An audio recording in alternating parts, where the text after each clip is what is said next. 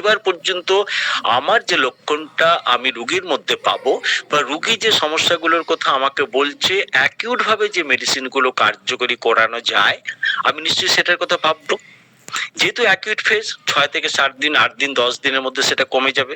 তার সাথে আমি কিছু নিশ্চয়ই ম্যানেজমেন্টের কথা বলবো, যেরকম হালকা গরম জলে স্নান করার কথা বলবো, রাতের দিকে যে সকল হাতটা ধোয়ার কথা হচ্ছে মানে মুখ টুক ধোয়া, বা সকালবেলা যে ব্রাশ করা, সেটা আমরা বলতে পারি বাচ্চাদের ক্ষেত্রে একটুখানি গরম জলের সাথে সহায়তা নিন।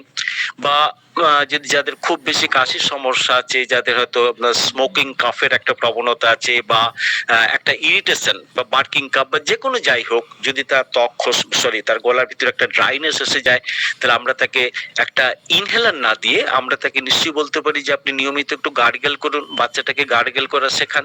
অতএব এই গার্গেল করতে গিয়ে শুধু গরম জল বা তার সাথে একটু নুন জল না দিয়ে আমরা যদি মনে করুন ফাইটলাক্কার মতো একটা মেডিসিন, ফাইটলাক্কা মাদার টিংচার 10 ফোঁটা যদি তাকে দিই, যদি আপনাদের আপত্তি না থাকে মাদার টিংচার দিতে, যদি আপত্তি থাকে নিশ্চয়ই আপনি দেবেন না। যদি মনে হয় যে জীবনে তো প্রচুর অপহমিয়ে করেছি, না হয় বাচ্চাটার জন্য একটুখানি গার্গেল করতে দিলাম, আপনি নিশ্চয়ই দিতে পারেন, আপত্তি থাকলে করবেন না। একটা জিনিস তাদেরকে অ্যাডভাইস করা, যাতে যারা যে সকল বাচ্চারা স্কুলে যাচ্ছে সকালবেলা যেন মাফলারটা ঠিক করে ব্যবহার করে, স্নানটা যাতে একটু গরম জলের সাথে করে, বা ফিরে এসে যাতে উষ্ণতার সাথে অসামঞ্জস্য একটা পরিস্থিতি যাতে না তৈরি হয়, সেই জিনিসগুলোর কথা আমরা বলতে পারি। কোল্ড ড্রিঙ্কস খাবার কিছু বাচ্চাদের প্রচন্ড পরিমাণে প্রবণতা থাকে, সেটা বিয়ে বাড়ি হোক যেখানেই হোক। আবার সবাই নাকি বলে শীতকালে কোল্ড ড্রিঙ্কস খাওয়ার ভিতরে একটা মজা থাকে, খেতেই পারে, আপনার কোনো আপত্তি নেই। আপনি শুধু জেনে নিন যে আপনার যে পেশেন্ট আপনার কাছে এসেছে তার ঠান্ডা লাগার বুৎপত্তিটা কোথায়, অর্থাৎ সে ঠান্ডাটা কিভাবে লাগিয়েছে। যদি শুকনো বাতাসের উপর মানে বাতাস বা ঠান্ডা বাতাস লাগানোর জন্য যদি হয়, নর্থ উইন্ড যেটাকে এখন আমরা বলছি, সেখান দেখবেন হিপার সালফার স্পঞ্জিয়ার মতো মেডিসিন কিন্তু খুব গুরুত্বপূর্ণ একটা জায়গা বহন করে। এবার যদি ঠান্ডা লেগে অর্থাৎ ঠান্ডা জলে স্নান করার ফলে তার যদি আসে, তাহলে দেখুন দুটো জিনিস খুব সম্ভবত ব্রাইনিয়াতেই কিন্তু একথাটা লেখা আছে, at the end of the summer when day is hot and cold at night বলে বলে লেখা আছে, এরকম একটা কথা। অর্থাৎ দিনে বেশ গরম, রাতের দিকে ঠান্ডা, এই যে একটা পরিস্থিতি যখন চেঞ্জ, তখন কিন্তু আমরা নিঃসন্দেহে ব্রাইনিয়ার কথা মেডিসিন এবং পরবর্তী ক্ষেত্রে কিন্তু বেলিডোনার মতো মেডিসিনটা ভাববো। অর্থাৎ যখন শীত শুরু হয়নি বা শীত হতে যাচ্ছে, যখন ওয়েদারে একটা পরিবর্তন আসা শুরু করেছে, আমরা যারা স্বাস্থ্যসম্মত ভাবে জীবনযাপন করতে পারিনি বা যাদের ইমিউন পাওয়ার অত্যধিক পরিমাণে কম, সেই সকল বাচ্চা হোক বৃদ্ধ হোক, তাহলে আমরা কিন্তু সেই জায়গাটা আজকে পার হয়ে এসেছি। অর্থাৎ তখন কিন্তু আমরা চাইলে বেলেডোনার মতো মেডিসিন, তার সাথে ব্রাইনিয়ার মতো মেডিসিন বা ফাইটলাক্কার মতো মেডিসিন কিন্তু আমরা ইজিলি ব্যবহার করতে পারতাম। হঠাৎ ঠান্ডা লেগে যদি ঘটনাগুলো ঘটতো, তাহলে আমাদের একুনাইটকে কিন্তু আমরা কোনো অবস্থাতেই অস্বীকার করতে পারতাম না। এবার দেখুন, পেশেন্ট হয়তো সে বললো যে প্রচন্ড কানে ব্যথা হচ্ছে, একটা অস্বস্তি বোধ হচ্ছে, আপনি হিস্ট্রি নিন, যেটা আমি আগে বললাম যে হিস্ট্রিটা প্রচন্ড। সে যদি আবার কোল্ড ড্রিঙ্কস খেয়ে, আইসক্রিম খেয়ে বা এরকম ঠান্ডা লেগে যদি হয়, তা আপনি যতটা আপনি তাকে আজকে রাস্টাক্স বা ফসফরাসের কথা ভাববেন, যদি ঠান্ডা শুধু বাতাস লেগে হয়, তা আপনি নিশ্চয়ই কস্টিকাম, যেটা পার্সিয়াল প্যারালাইসিস, সিঙ্গেল পার্ট বা সিঙ্গেল মাসেল প্যারালাইসিস বলতে আমরা যেটাকে বুঝি, যদি আমরা সেখানে ভোকাল কর্ড থেকে আমাদের ল্যারিংস ফেরিংস বা অ্যাসোসিয়েটেড অঞ্চলে যদি আমরা এরকম বেলস পালসি বা পার্সিয়াল প্যারালাইসিসের মতো যদি একটা পরিস্থিতি পাই, তার সাথে ব্যথা, ঠান্ডা জল খেলে ব্যথাটা একটুখানি কমে যাচ্ছে, মজা দেখুন, প্রচন্ড কাশি হচ্ছে, ঠান্ডা লেগেছে, কিন্তু একটু ঠান্ডা জল খেলে তার কিন্তু ব্যথাটা কমে যাচ্ছে, আমরা কিন্তু সেখানে কস্টিকামের কথা ভাববো। যদি সমস্ত কষ্টগুলো সে গরম জল ছাড়া কোনোভাবে প্রতিহত করতে পারছে না, কোথায় কোথায় গরম জল খাচ্ছে, একটু গরম জল খেলে তারা ভালো হয়, আমরা নিশ্চয়ই তার সাথে ঘন ঘন জল খাবার প্রবণতা বা অস্থিরতার কথা ভেবে, আপনারা নিশ্চয়ই সবাই জানেন আমি কোন মেডিসিনটার কথা বলতে চেয়েছি, আর্সেনিক, দুর্ধর্ষ একটা মেডিসিন। শুধু আমাকে দেখে নিতে হবে তার মোডালিটিস, অর্থাৎ রোগটা কখন বাড়ছে কখন কমছে, সেই জায়গাটা কিন্তু একটা খুব গুরুত্বপূর্ণ ব্যাপার। হোমিওপ্যাথি প্রেসক্রিপশনের একটা খুব গুরুত্বপূর্ণ জায়গা হচ্ছে যে in case of acute case আপনি ইটিওলজি খুঁজুন, যে রোগটা কেন হয়েছে। যদি দুর্ধর্ষ নির্দিষ্ট একটা ইটিওলজি পেয়ে যান, তাহলে কিন্তু সেটা কিন্তু কেল্লাফাতে হবে। যেন মনে করুন কি বলবো এটাকে, বিরিয়ানির যে মাংস, যেটা অর্থাৎ সিদ্ধ মাংস বলে আমি মনে করি, যেটা খুব বেশি ভাজা টাজা নয়, যদি আমি খুব ভুল না বলে থাকি, দেখবেন সেইটার জন্য যে সকল সমস্যা হয় তাতে কিন্তু graphite is one of the best medicine. কিন্তু যদি ওই মাংসটা অত্যধিক রিচ করে রান্নার পরে যদি হয়, তাহলে যতটা নাক্স ভূমিকা ঠিক ঠিক ততটা চর্বিযুক্ত মাংস যদি হয়, তার জন্য কিন্তু নির্দিষ্ট একটি মেডিসিন, সেটা হচ্ছে পালসিটিলা। এবার দেখুন, পালসিটিলা দিতে গেলে তাহলে পালসিটিলার অন্যান্য লক্ষণগুলো আমাকে করতে হবে। শুধু ইটিওলজি মেনে আপনি ওটা দিতেই পারেন, কিন্তু যদি দেখা যায় পালসিটিলার অন্যান্য লক্ষণগুলো একদম এগ্রি করলো না, আপনাকে কিন্তু ভাবতে হবে যে সত্যি কি ওষুধটা কাজ করবে। অর্থাৎ পেশেন্ট যদি প্রচন্ড ইরিটেবল হয়, পেশেন্ট যদি কি বলবো প্রচন্ড থার্স্টফুল হয়, পিপাসার্থ, অর্থাৎ পালসিটিলার সাথে লক্ষণ মিলল না কিন্তু পালসিটিলার ইটিওলজি মিলল, আপনি কি করবেন? এখানে কিন্তু সত্যি কিন্তু একটা ভাবার ব্যাপার আছে। আরেকটা জিনিস হচ্ছে কি, দেখুন কোন কোন লক্ষণগুলো প্রকাশ পেয়েছে। অ্যাকিউট কেসে একটা সুবিধা হয়, সমস্ত ধরনের লক্ষণ কিন্তু খুব দ্রুত প্রকাশ পায়। আরেকটা আমরা কি দেখবো, মোডালিটিস, অর্থাৎ রোগটা কখন বাড়ছে, কখন কমছে, কি পরিস্থিতিতে বাড়ছে, এটা কিন্তু আমাদের প্রত্যেকটি চিকিৎসকের খুব নিখুঁত ভাবে আমাদের জানা উচিত। মনে করুন আমি সেদিন একটা পেশেন্টের দেখছি, উনি বলছেন সন্ধ্যার পর থেকে রাত্রে বাড়ছে। খুব ভালো ব্যাপার।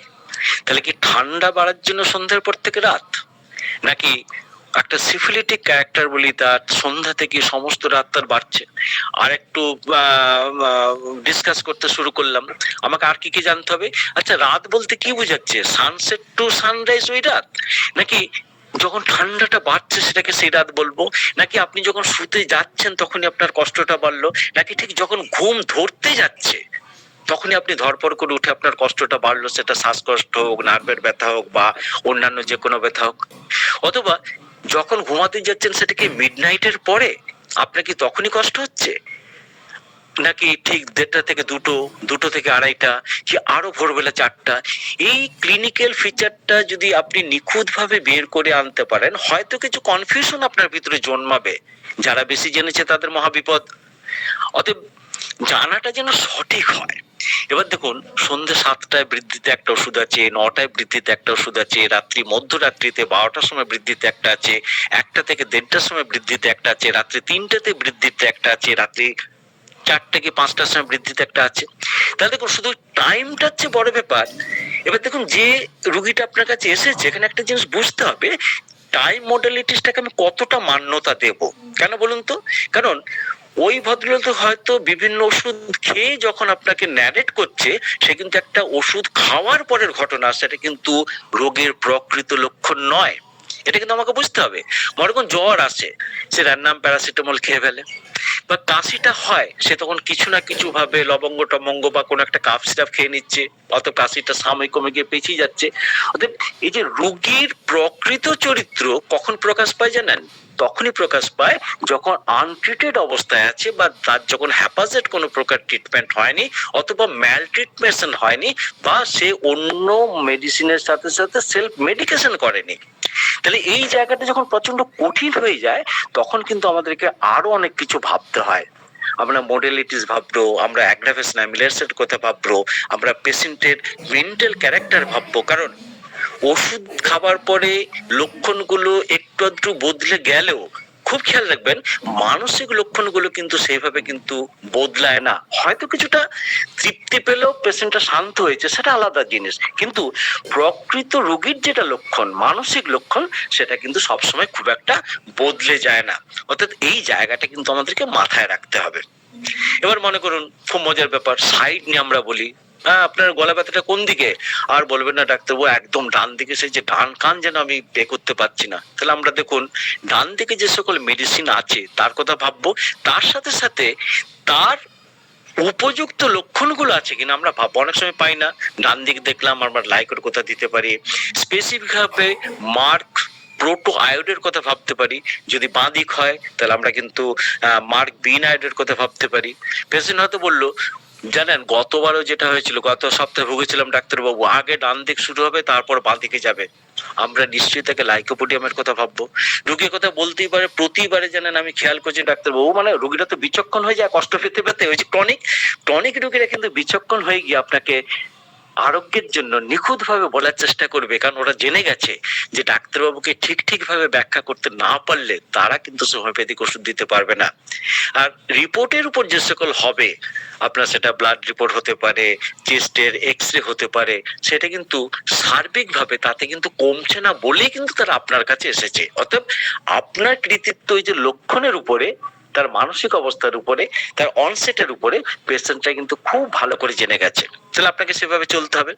এবার দেখুন, অনেক সময় বলবে ডাক্তারবাবু, সত্যি কথা বলতে কি আমি যখন কিছু খেতেই যাচ্ছি তখন কিন্তু সেরকম কোনো কষ্ট নেই, কিন্তু যখন আপ খেলতে যাচ্ছি কি যখন আমরা একটা লিকুইড খেতে যাচ্ছি আমার ব্যথাটা বাড়ছে।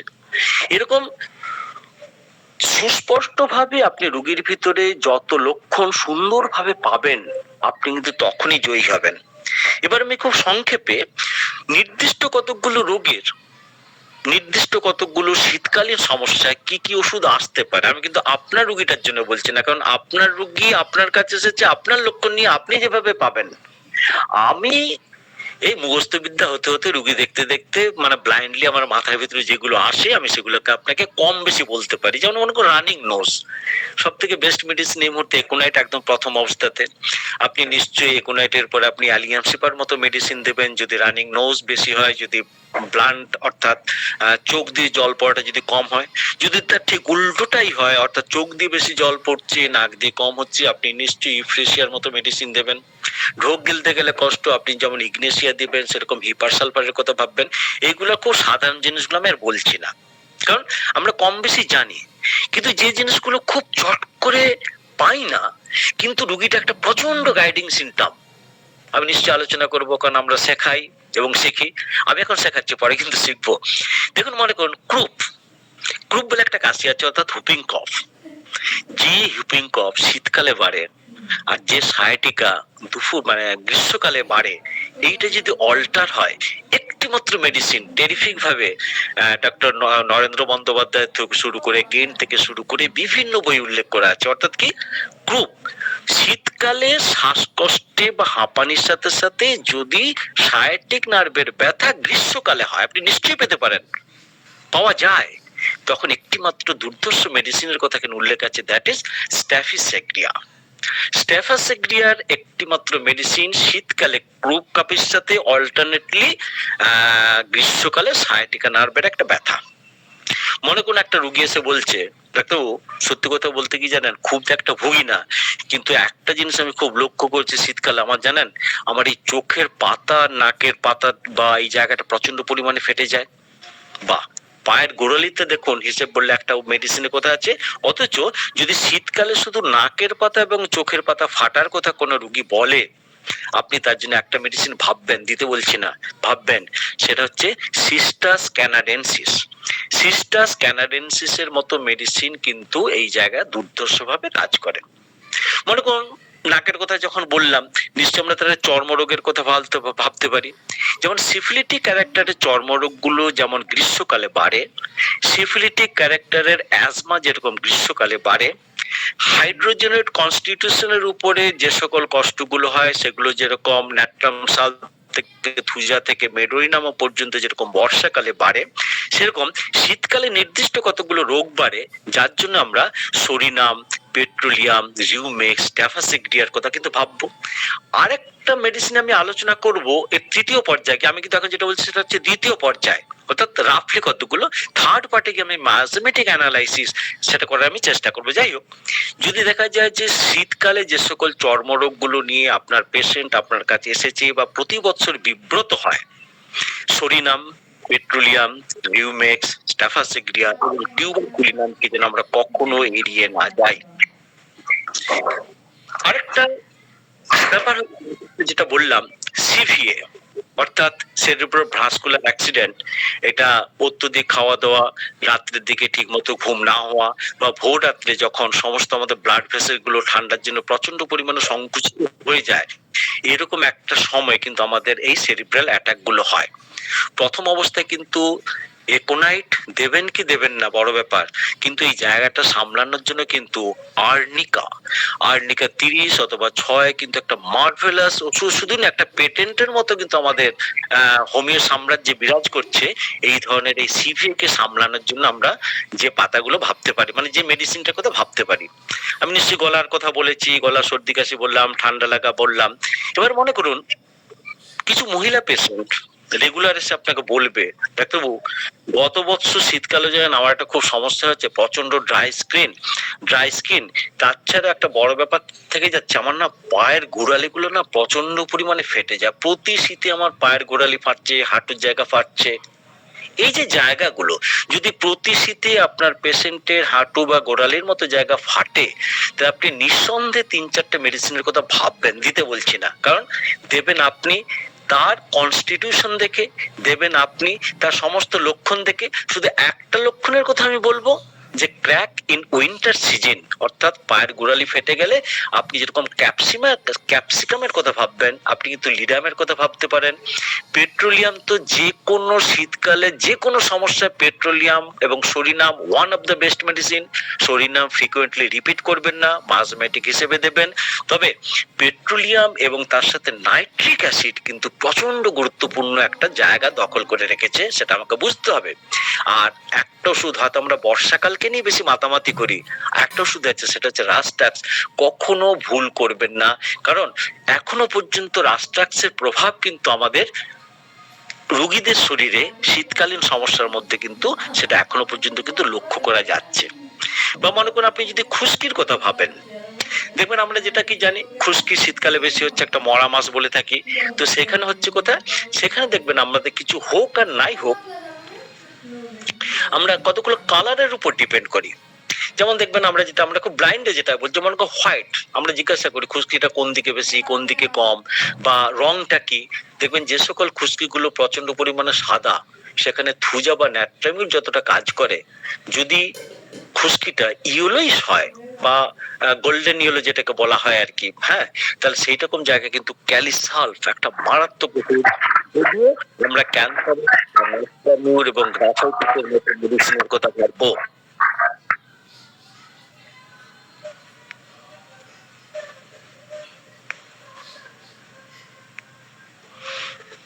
কি ডিস্টার্ব করছেন না তো? আর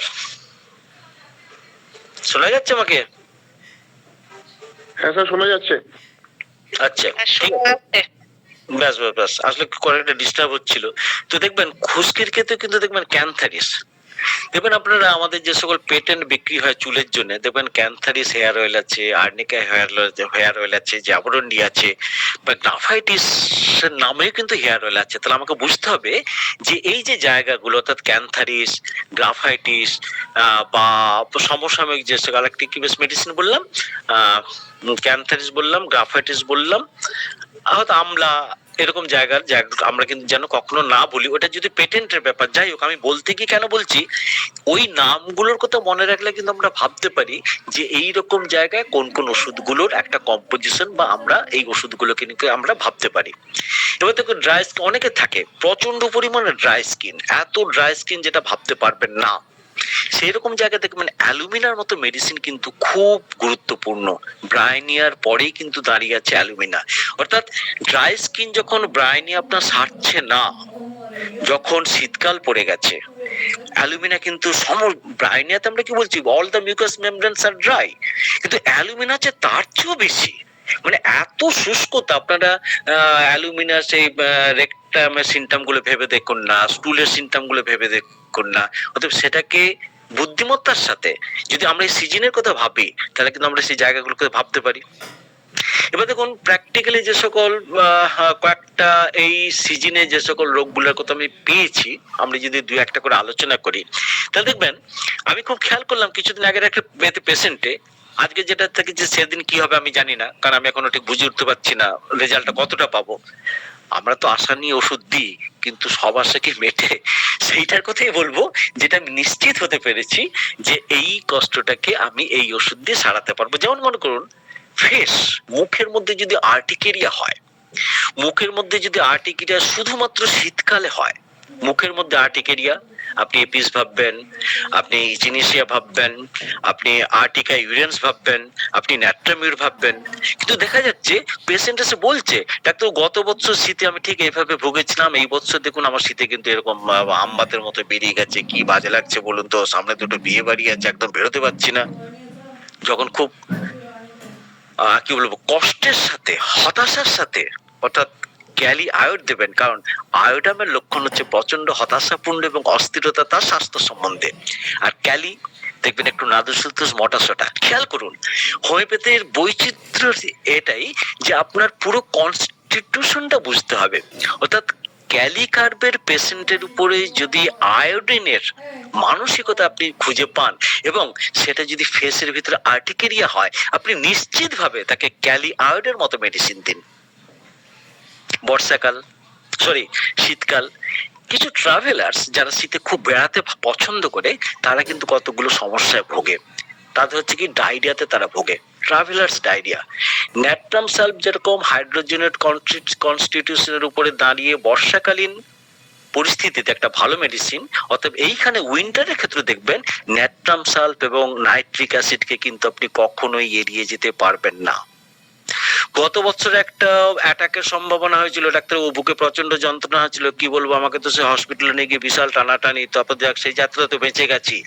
এইবারে কিন্তু দুদিন আমার জানেন তো বুকের মধ্যে ব্যথা হয়েছিল, কি করা যায় বলুন তো। অর্থাৎ যে সকল বয়স্ক লোকেরা এই শীতকালে তাদের অ্যাজমাটিক ট্রাভেলস নিয়ে আপনার কাছে আসবে, আপনি দুটো মেডিসিনের কথা ভাববেন, নাক্স ভূমিকা এবং কার্বোভেজ। নাক্স ভূমিকা এবং কার্বোভেজ তাদের কাছে কিন্তু একটা অমৃত তুল্য জিনিস।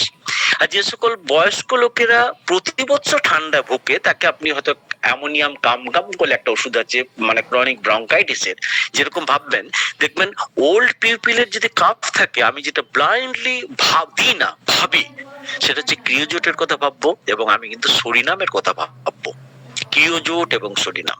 দেখবেন একটু আগে আমি বলেছিলাম নন কার্ডিয়াক চেস্ট পেন, নন কার্ডিয়াক চেস্ট পেনটে কিন্তু আরেকটা, যারা শীতকালীন এই বুকের ব্যথা নিয়ে আপনার কাছে আসবে, রাইট হোক অথবা লেফট হোক, যদি তাদের একটু আভিজাত্য থাকে, মানে অভিজাত্য কত বংশের আভিজাত্য, অর্থের আভিজাত্য, তাহলে অরাম মেটালিকাম যেরকম একটা ভালো মেডিসিন, আর্জেন্টাম মেটালিকাম কিন্তু তাদের জন্য একটা খুব ভালো মেডিসিন। তার সাথে যদি চেস্ট পেনটা রেডিয়েট করে হাতের আঙুল পর্যন্ত চলে আসে, আপনি তাকে কিন্তু একটা ওষুধ দিতে পারেন, সেটা হচ্ছে ক্যালমিয়া ল্যাটিফোলিয়া। দেখুন ক্যালমিয়া ল্যাটিফোলিয়ার নেচারটাই হচ্ছে যে কোনো ব্যথা উপর থেকে ডাউনওয়ার্ড বা ডিসেন্ডিং নেচারে, মানে উপর থেকে নিচের দিকে আসে। অর্থাৎ নন কার্ডিয়াক চেস্ট পেনও যদি কখনো বুক থেকে শুরু হয়ে আপনার আঙুল পর্যন্ত এসে পৌঁছে, মানে আপনার পেশেন্টের, আপনি কিন্তু তাকে একটাবার ক্যালমিয়া ল্যাটিফোলিয়া বা আর্জেন্টাম মেটালিকামের মতো ভাবতে পারেন। শীতকালে যে সকল মনে করুন ভদ্র মহিলারা পায়ে গোড়ালি ফেটে যাচ্ছে, কিছুভাবে তাকে সামলানো যাচ্ছে না, শীতকালের বাড়াবাড়ি হিসেবে আপনি নিশ্চয়ই পেট্রোলিয়াম সোডিয়াম তো ভাববেনই। তাছাড়া দেখবেন রোগাদেরও পা ফাটে, মোটাদেরও পা ফাটে। এখানে কিন্তু আপনাকে বুঝতে হবে যে আমি গ্রাফাইটিসের এবং ক্যালকেরিয়ার পথে হাঁটবো নাকি সালফার বা সিপিআর পথে হাঁটবো, কারণ এই ধরনের পা ফটায় এই শীতকালীন ক্যালকেরিয়া এবং আপনার কি বলবো পেট্রোলিয়াম যতটা গুরুত্বপূর্ণ, ঠিক সেমনি সিপিয়া এবং সালফারও কিন্তু ততটাই গুরুত্বপূর্ণ। এই জায়গাগুলোর সাথে কিন্তু মার্জমেটিক ব্যাখ্যাটা আমি আর একটু পরে শুরু করব, যে কোন পরিস্থিতিতে কোন মার্জমেট জয়েন্ট আসবে। দেখুন আরো কিছু বৃদ্ধ লোকেরা আসবেন যারা আর্থ্রাইটিসের সমস্যা, কিছু রোগী আছে বর্ষাকালে তাদের বাতের ব্যথা বাড়ে, কিছু রোগী আছে যাদের বাতের ব্যথা গ্রীষ্মকালে বাড়ে, দেখবেন কিছু রোগী আছে যাদের এই জয়েন্ট পেন এই সময় বাড়ছে। যদি সে মেনোপজাল আর্থ্রাইটিস হয়, নাদুস নুদুস হয়, যেরকম আপনি গ্রাফাইটিসের কথা ভাববেন, তার যদি দুধ খাওয়ার প্রতি প্রচন্ড বিতৃষ্ণা বা দুধ খেলে তার কষ্ট হয়, সে যে একটু ফর্সা মহিলা হন এবং তার ভিতরে যদি মনে করুন একটু ভীরুতা, একটু চঞ্চলতা, সৌন্দর্যের মাধুকরীতে ভর্তি, আপনি কিন্তু তাকে ন্যাট্রাম কার্বের মতো মেডিসিন ভাববেন। আর এদিকে রাস্টাক্সা সরিনামের মতো তো মেডিসিন আছেই। সে যদি প্রচন্ড ইরিটেবল হয়, আপনার সাথে কথা বলতে কেন বলছেন বলতে, আমি তো বলছি আমার ব্যথা আছে, অন্য কিছু নয়, প্রতি বছর হয়, আমি গত বছর আপনার কাছে এসেছিলাম, বা রোগীটা যদি আপনাকে বিরক্তি বোধ দেখায়, আপনি তাকে একটাবার হিপার সালফারের কথা ভাববেন, কারণ হিপার সালফারের রোগীরা শীতকাল শুধু বাড়েই নয়, তার এত বেশি সে হাইপার সেনসিটিভ যে ডাক্তারের কাছে এসেছে উপকৃত হতে, কিন্তু ডাক্তারের প্রশ্নবাণে জর্জরিত হয়ে সে কিন্তু আপনাকে দু কথা তো শুনিয়েও দিতে পারে। কারণ তার মনের ভিতর শুধু আগুন, সে আগুনের স্বপ্ন দেখে রাত্রেবেলা, আগুন জ্বালিয়ে দিচ্ছে সেরকম ডক্টর স্বপ্ন দেখে। সে এত বেশি হাইপার সেনসিটিভ যে শালীনতা বা জিনিসটা কিন্তু তার ভিতরে আমরা কিন্তু কখনো প্রত্যাশা করতে পারি না। আর একটা জিনিস আমি খুব খেয়াল করেছি, কম পাই কিন্তু পাই, সেটা হচ্ছে এই যে নখকুনি যদি প্রতি শীতকালে বাড়ে, আপনারা হয়তো নেল পালিশ দিয়ে হয়তো সেখানে কেউ লাগিয়ে দিচ্ছে ব্যথা কমানোর জন্য, কেউ হয়তো রসুন দিয়ে দিচ্ছে, অনেক ওষুধ দিচ্ছে, আসলে টটকার শেষ নেই। আসলে টটকাটা আমরা করি না, রুগীরা বাধ্য হয় যখন আমাদের কাছে উপকৃত না হয় তখন কিছু না কিছু ভাবে সেটা একটু উপশমের জন্য। আপনি যদি দেখেন প্রতি বছর একটি রুগীর শীতকালে এই ধরনের নখকুনি এসেছে, আপনি তাকে হিপার সালফার অতি অবশ্যই একটু হাইড্রোলোসিন দিয়ে ট্রিটমেন্ট করার চেষ্টা করুন। আমি বলছি বলে দেবেন না, আপনি ভাববেন দেওয়া যায় কিনা। আর শীতকালে যদি ইচিং ছেড়ে দিন, ইচিং তো পেট্রোলিয়াম বললাম, যদি বড় বড় ইরাপশনের কথা ভাবেন সেখানে কিন্তু ক্যালিব্যাক্টমকে এড়িয়ে যেতে পারবেন না।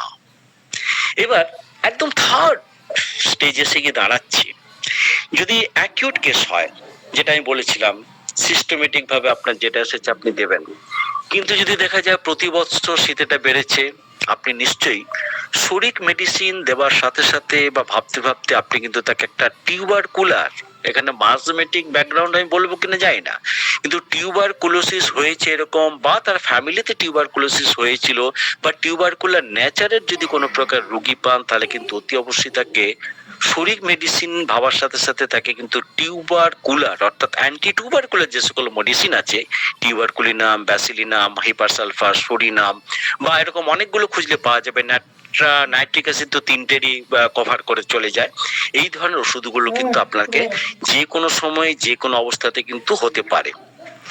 আমি সম্প্রতি একটি পেশেন্টের এতে ইউজ করলাম, একটা কথা খেয়াল রাখবেন, স্ক্রোফুলাস ডায়াথেসিস যাদের আছে তাতে কিন্তু কচ লিম্স বা লিম্ব গ্ল্যান্ড গুলো যদি প্রতি শীতে বাড়ে, আপনি যখন স্টিকটার কথা ভাববেন, স্ক্রোফুলেরিয়া নোডোসার কথা ভাববেন, সেরকম একটা খুব আনকমন মেডিসিন আছে, সেটা হচ্ছে একোনাইটাম লাইকোক্টোনাম।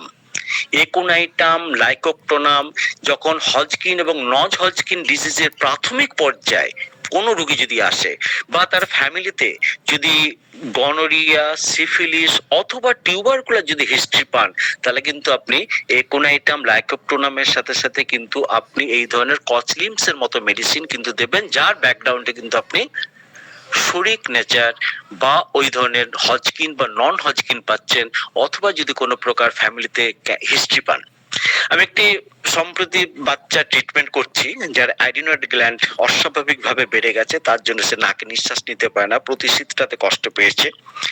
যখন আমি জানলাম যে এই সন্তানটা হচ্ছে তার অ্যাডাপ্টেড নয়, মানে নর্মাল ভাবে আসেনি, মানে টেস্ট টিউব বেবি বা আইভিএফ করেছিল, আইভিএফ করার সাথে সাথে কিন্তু আমার মাথায় ঢুকে গিয়েছিল অতি অবশ্যই এটা একটা অ্যান্টি টিউবারকুলার কেস, কারণ ফেলোপিয়ান টিউব ব্লকের জন্য সে যখন হয়েছে হিস্ট্রি নিয়ে দেখা গেল যে সত্যি ফেলোপিয়ান টিউব ব্লক ছিল।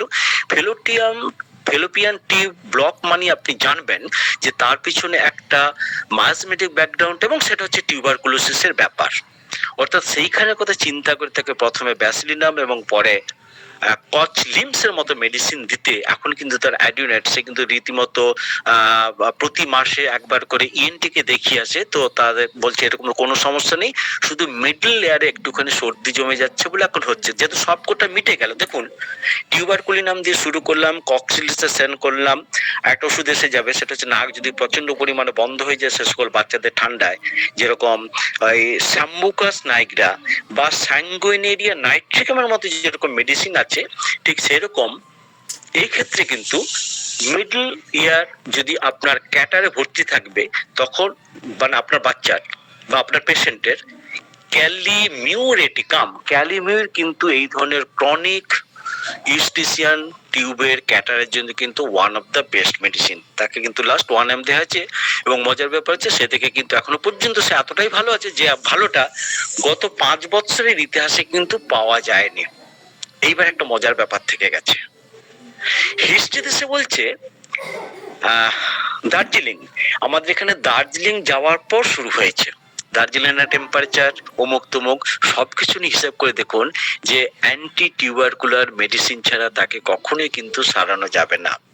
তাহলে একটা পেশেন্ট যখন আপনার চেম্বারে আসছে অ্যাকিউট কেস অ্যাকিউটের মতো, যখন সেটা ক্রনিক হচ্ছে, রেকারিং অ্যাটাক হচ্ছে, বারবার ফিরে আসছে, প্রতি শীতে ফিরে আসছে, আপনাকে কিন্তু তখন সেই মাসমেটিক ব্যাকগ্রাউন্ডের জায়গাটা যেতে হবে। কেন? কারণ আপনি তার রিজার্ভার অফ হেলথ অর্গানন মেনেই বলছি, আপনার কাছে সে শুধু ওষুধ খেতে আসেনি, আপনার কাছে সে প্রকৃতভাবে আরোগ্য হতে এসেছে। অর্থাৎ সে কিভাবে তার লাইফস্টাইল লিড করবে, একটা সন্তান, একটা শিশু অথবা আপনার পেশেন্ট, তার সমস্ত কিন্তু বুঝিয়ে দেওয়ার দায়িত্ব আপনার। তবে কি কিন্তু সে হোমিওপ্যাথির উপর আশ্বস্ত হবে, বিশ্বস্ত হবে। আর একটা জিনিস আমি এখন খুব বলা শুরু করেছি, যে আপনি আমার কাছে কেন এসেছেন? ওষুধ খেতে তো দোকানে পাওয়া যায়, কাকেও বলুন সবাই বলে দিবে হিপার সালফার খান, কস্টিকাম খান। আপনি আমার কাছে এসেছেন ওষুধ খেতে নয়, আপনি আমার কাছে এসেছেন পরামর্শ নিতে, যে এই রোগ থেকে কিভাবে মুক্তি পাওয়া যায়। আমার কথা, ওষুধ কিনতে হবে না, আপনি আমার কথাগুলোকে শুনুন, মন দিয়ে শুনুন এবং সেটাকে অ্যাপ্লাই করুন। যেমন এখন খুব বাজে একটা জায়গা আমরা পৌঁছে যাচ্ছি, প্রত্যেকটা বাচ্চাকে খাওয়ানোর জন্য মা বাবারা এই অ্যান্ড্রয়েড ফোন দিয়ে দিচ্ছে, টিভির সামনে বসে করিয়ে খাচ্ছে। প্রত্যেকটা সন্তান কম বেশি দেড়টা দুটোর আগে ঘুমোতে যাচ্ছে না, তারা বলছে ঘুম আসছে না তাই আমরা মোবাইল দেখছি। আর আমি বলছি মোবাইল দেখছো বলি বাবা তোমাদের ঘুম আসছে না, তোমরা ঘুমোতে যাচ্ছ দুটোয়, ভোরবেলা তোমাদের স্কুল আছে, তোমাদের পর্যাপ্ত ঘুম হচ্ছে না। যারা ঘুমোচ্ছ 10টা 11টার সময় ঘুম থেকে উঠছো, শীতকালে এতক্ষণ ধরে ঘুমিয়ে থাকাটা, এই আলস্যের পরিচয়টা কিন্তু অনেক ধরনের অ্যালার্জিক শুধু নয়, কিছু এই যে যে সকল লেপ কাঁথা তোষক থেকে বেশ কিছু ধরনের এই পরাগ থেকে কিছু অ্যালার্জিক ব্যাপার থাকে, তাদের হাঁচি সর্দি কাশি ভাববে। তাহলে এইভাবে দেখা যাচ্ছে শীতকালে যে একটা সমস্যা, সত্যি সেটা সমস্যা শুধু শীতকালের রোগের নয়, সমস্যা আমাদের রোগীদের। সমস্যা থেকে মুক্তির জন্য আমাদেরকে পথ বের করতে হবে, কিন্তু আমরা যদি সঠিক পথ সেই একটি রোগীকে, অর্থাৎ সে কখন কি খাবে, কেন খাবে, কি খাবে না, কখন স্নান করবে, কিভাবে থাকবে, কতটা মাফলার ইউজ করবে, কতটা গরম জলে স্নান করবে, কি কতটা ঠান্ডা থেকে শরীরে লাগাতে হবে, সেটার কিন্তু একটা নির্দিষ্ট একটা জায়গা আছে, একটা হাইজিন আছে। তবে কি আমরা কিন্তু একটা রোগীকে প্রকৃত আরোগ্যের জায়গা পৌঁছতে পারবো। এইটুকু বলে আজকে স্কুল অফ হোমিওপ্যাথিকে আমার এই বকবকানি শোনার জন্য খালি যায় না, এবার আমি কিন্তু শিখবো। যারা আছেন আপনারা আমাকে কিছু বলুন, আমি আবার কি শুনতে চাই বা শিখতে চাই। এটুকু বলে আহ দেখছি এবার কি আছেন, আমাদের গিরিধর স্যার এসে গেছেন, খুব ভালো ব্যাপার। জাহাঙ্গীর সাহেব চলে গেছেন, যাকে নতুন ভাবে আর সবাইকে বলছি না, আপনারা কিছু বলুন, উপলব্ধির কথা বলুন, বলে আলিয়া আক্তার ম্যামকে আমার বক্তব্যের পরে যারা আসবেন তাদেরকে ডাকার জন্য আমন্ত্রণ জানাচ্ছি। নমস্কার, আপনারা সবাই ভালো থাকুন। ধন্যবাদ স্যার, আপনাকে এত সুন্দর একটা আলোচনা করার জন্য অসংখ্য অসংখ্য ধন্যবাদ। আশা করি সবাই খুবই উপকৃত হয়েছে। আপনারা যদি কেউ কোনো কোশ্চেন করতে চান, আমাকে কি শুনতে পাচ্ছেন? আমার কথা শোনা যাচ্ছে? আমাকে কি শোনা যাচ্ছে স্যার? হ্যাঁ, আমি তো খুব সুন্দর স্পষ্ট শুনতে পাচ্ছি। আচ্ছা ঠিক আছে স্যার, তখন বললেন যে শুনে আমি মাইক অফ করে হ্যাঁ, কেউ যদি কোনো কোশ্চেন করতে চান অবশ্যই স্যারকে কোশ্চেন করতে পারেন। আপনি কিছু জানতে চাইলে অবশ্যই পোস্ট করেন। আর যদি না করেন, স্যার শীতকালে ব্রনকাইটিসের জন্য বলছেন ইলিয়াস স্যার। আমি বলছিলাম অ্যামোনিয়াম কামগাম, অ্যামোনিয়াম কামগাম দুর্ধর্ষ একটা মেডিসিন বয়স্কদের ক্রনিক ব্রঙ্কাইটিসের জন্য। আমি তো অ্যামোনিয়াম কামগাম। অ্যামোনিয়াম কামগাম, হ্যাঁ। আচ্ছা, ধন্যবাদ স্যার। ধন্যবাদ স্যার। স্যার যদি আজকে একটা মিস করছি, যদি আর একটা সেট থাকতো তাহলে আপনার কথাগুলো সব রেকর্ডিং করে রাখতাম। এটাই আফসোস লাগতেছে স্যার। খুব সুন্দর একটা মনোমুগ্ধকর একবার তথ্যবহুল একটা ক্লাস আমরা পাইছি। ধন্যবাদ স্যার আপনাকে। আপনাকে ধন্যবাদ জানাচ্ছি শীতের রাতে শীতের সমস্যাগুলোকে শোনার জন্য। নমস্কার। আর কেউ কোনো কোশ্চেন করতে চান? জি স্যার, হ্যান্ড রাইজ করেছেন, বলেন আপনার যদি কোশ্চেন থাকে বলেন। আমি আজকে এই গ্রুপে প্রথম ক্লাস করলাম, এই গ্রুপে আমাকে অ্যাড করে নিলে উপকৃত হতাম। আমি একজন নবীন মানুষ, প্র্যাকটিস করতেছি। আপনার নামটা একটু বলুন। মাহমুদুল হাসান লাবলু। আচ্ছা ঠিক আছে। থ্যাংক ইউ স্যার, থাকবেন আমাদের সাথে। আর কেউ কিছু বলবে? জি স্যারের কাছে একটা প্রশ্ন হলো স্যার, ওই ক্যালিমিওরটা নাক বন্ধ হয় কোন স্টেজে স্যার? এটা যে অ্যাম্বুকাসেশন বলে এটা পার্থক্যটা বুঝি না স্যার। একই স্টেজে কি ক্যালিমিওর আমি বলছি আপনাকে, ক্যালিমিউটটা জেনারেলি আমরা একটা রোগের তৃতীয় পর্যায়ে ব্যবহার করে থাকি। ফার্স্ট স্টেজ বা সেকেন্ড স্টেজে কখনো কিন্তু ক্যালিমিউর হয় না। এবার দেখুন, যেটা র্যাকারিং হচ্ছে প্রতি বছর হচ্ছে, বা দেখবেন আপনি বড়ি খুলে দেখতে পাবেন ওখানে লেখা আছে মিডল ইয়ারের যদি ক্রনিক ক্যাটার অর্থাৎ সর্দি জমে যাওয়ার মতো একটা প্রবণতা থাকে, তাহলে কিন্তু ক্যালিমির দেওয়া হয়। আমি প্রভূত দিয়েছি, বিশেষ করে বাচ্চাদের যখন এই র্যাকারিং অ্যাটাক হয়, যখন আমি প্যাথোলজি খুঁজে বা যখন যখন ইএনটি দেখিয়েছেন বলেন যে মিডল ইয়ার একটা ইনফেকশন রয়ে গেছে, সেরকম জায়গা কিন্তু আমি ক্যালিমির দিই। বাইরে বাইরে একটা কথা বলতে পারি, আমি তো প্রত্যেকদিন শিখি, আপনাদেরকে একটা কথা বলছি, এই সকল বাচ্চাদের চকলেট না দিয়ে চুইংগাম দেবেন। চকলেট না দিয়ে ওদেরকে চুইংগাম দেবেন, কারণ সে যখন চুইংগামটাকে চুইং করবে মানে চিবোবে, তখন হবে কি তার ওই ধরনের গ্ল্যান্ড গুলো শুধু নয়, অর্থাৎ ওই অঞ্চলে যে সকল বোন আছে, এই চিবোনোর ফলে কিন্তু একটা সুন্দর এক্সারসাইজ হয়। ওই এক্সারসাইজটার জন্য হয় কি, কানে তো একটা এক্সারসাইজ অন্যভাবে করা যাচ্ছে না, তখন এই ধরনের এক্সারসাইজ গুলো অর্থাৎ চুইং যদি করতে দেওয়া হয়, চিউতে দেওয়া, তা কিন্তু বললাম। নমস্কার।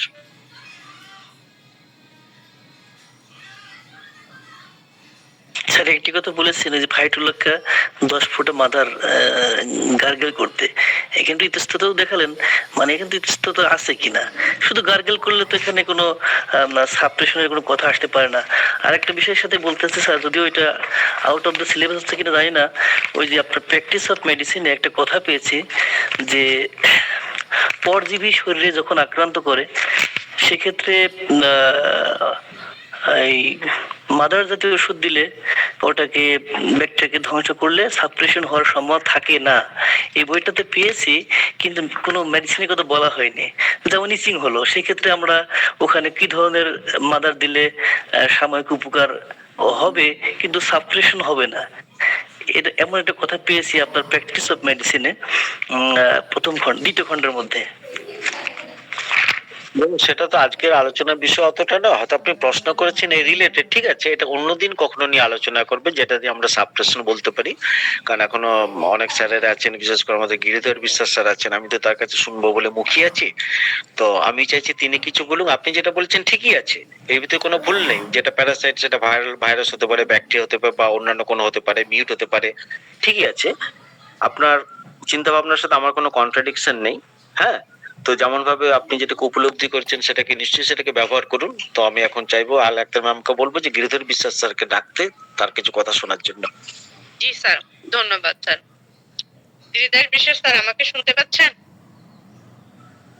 হ্যাঁ, শুনতে পাচ্ছি। স্যার, তো আপনি যদি বলেন আজকের ক্লাস নিয়ে। আচ্ছা, মানে বর্মন স্যার তো যেভাবে আলোচনা করেছেন, সে আলোচনাটা একটা দুর্দান্ত আলোচনা। আমি একটা বিয়ে বাড়ি আছি, এটা বোঝাই যাচ্ছে। তো এখন আলোচনাটা একটা দুর্দান্ত আলোচনা হয়েছে। তো আমি একটা কথাই বলি যে স্যার বলেছেন কিনা, মানে সর্বঘটের কাঁঠালি কলা পূজা কিন্তু একটা, আমি চুলের কথা যখন শুনলাম তখন পূজা কিন্তু চুলের ওপরে খুব একটা ভালো ওষুধ। তো এখন শীতকালে যে ড্যান্ড্রাফ গুলো হয়, সেটা অনেক সময় দেখা যায় যে পূজায় সেই ড্যান্ড্রাফ গুলো খানিকটা কমে যায়। আর একটা জিনিস হচ্ছে মাইজমেটিক ব্যাকগ্রাউন্ড, এটা স্যার খুব দুর্দান্ত ভাবে বলেছেন যে মাইজমেটিক ব্যাকগ্রাউন্ড যদি কিছু থাকে, আমাদের জানা মতো ওষুধগুলো দিলেও যখন সারতে চায় না, তখন কিন্তু আমরা মানে মাইজমেটিক মেডিসিন বা কনস্টিটিউশনাল মেডিসিন গুলোকে আমরা নিয়ে আসি। আর নতুন করে আর কিছু বলার নেই, উনি স্যার যা বলেছেন যথেষ্ট বলেছেন। আর আর নতুন করে বোধহয় আর কিছু বলার নেই, এই পর্যন্ত বলে শেষ করলাম। ধন্যবাদ স্যারকে। স্যার অনেক অনেক কষ্ট করে, অনেক সাজিয়ে গুছিয়ে অনেক কিছু বলেছেন, ভালো লাগলো। ঠিক আছে, নমস্কার। ধন্যবাদ স্যার। আক্তার ম্যাম, দীপঙ্কর সরকার প্রশ্ন করেছেন শীতকালের একনে একটা কথা বলতে পারি, হিপার সালফার এবং graphites one of the best medicine, আর মেয়েদের ক্ষেত্রে ক্যালিব্যাক্টমের কথা ভাববেন। ঠিক আছে, আমি যেটুকু জানি একটা বললাম, আর একটা হয় যেটা বললেন সেটা হচ্ছে আর্টিয়াম লাপ্পা। আর্টিয়াম লাপ্পা এই ক্ষেত্রে শুধু একনের ক্ষেত্রে শীতকালীন খুব ভালোভাবে কিন্তু হয়, 30 বা 200 কিন্তু ব্যবহার করা হয়। নমস্কার। জি স্যার, আপনাকে ধন্যবাদ স্যার। আর গিরিদেশ বিশ্বাস স্যার ব্যস্ততার মাঝে আমাদের সাথে জয়েন করেছে। স্যার একটা বিয়ে বাড়িতে গেছে, ওইখান থেকে আমাদের সাথে জয়েন করেছে, এর জন্য গিরিদেশ বিশ্বাস স্যারকে অসংখ্য ধন্যবাদ। নতুবা স্যার আরো কিছু বলতো আমাদেরকে। যাই হোক, আমরা মিস করলাম স্যারের কথা। আর আবারও বলছি স্যার, আপনি আজকে অসম্ভব সুন্দর একটি ক্লাস উপহার দিয়েছেন, সেজন্য আপনাকে অসংখ্য অসংখ্য ধন্যবাদ। আমি আশা করি অনেক কিছু শিখতে পেরেছি, যদি আমার এটা ছিল, তারপরেও আমি কিছু কথা মাঝখানে শুনিনি, এর জন্য কোশ্চেনও করতে পারলাম না। আর কেউ কোনো কোশ্চেন করলে করেন, নতুবা আমরা শেষ করে দিব ইনশাআল্লাহ। এই শীত শেষ হতে হতেই এই ধরনের একটা চমৎকার ক্লাসই আশা করি স্যার উপহার দিবেন আমাদেরকে। আমরা জুনিয়ররা অনেক শিখতে পারতেছি স্যারের কাছ থেকে। আশা করবো স্যার যেন আমাদের মাঝে নিয়ারেস্ট টাইমের মধ্যে একটা ক্লাস আমাদেরকে উপহার দিবেন। আবার জানুয়ারি ক্লাস হবে, এর আগে আমাদের আর ক্লাস হবে না ইনশাআল্লাহ। নতুন বছরে আমরা আগামী 2 সপ্তাহ থাকবে, আমি একটু বাইরে যাবো, তো এই ক্লাস করতে পারবো।